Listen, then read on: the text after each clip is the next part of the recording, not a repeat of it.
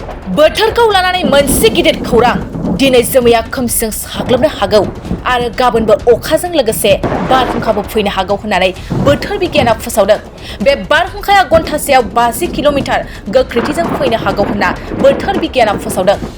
अखाजों लोगोसे सारअन्थाइबो फैनो हागौ आरो सारअन्थाइ गावनायाव सांग्रां थानो थाखाय बोथोर बिगियाना फोसावदों। बे समाव बोथोर बिगियाना माखासे जिल्लाफ्राव येल्ल' एलार्ट फोसावदों।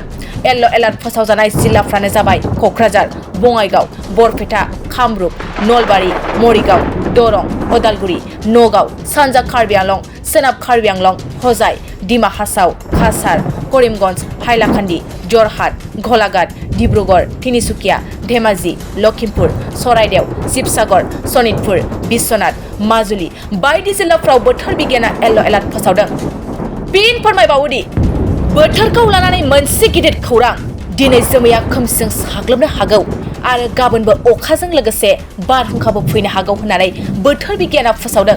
बे बारहुंखाया घन्टासेयाव 50 किल'मिटार गोख्रैथिजों फैनो हागौ होनना बोथोर बिगियाना फोसावदों। अखाजों लोगोसे सारअन्थाइबो फैनो हागौ आरो सारअन्थाइ गावनायाव सांग्रां थानो थाखाय बोथोर बिगियाना फोसावदों। बे समाव बोथोर बिगियाना माखासे जिल्लाफ्राव येल्ल' एलार्ट फोसावदों।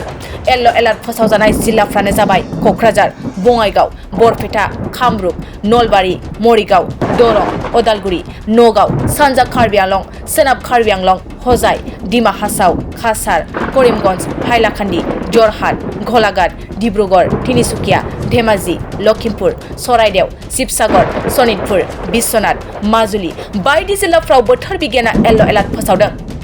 फिन फोरमायबावोदि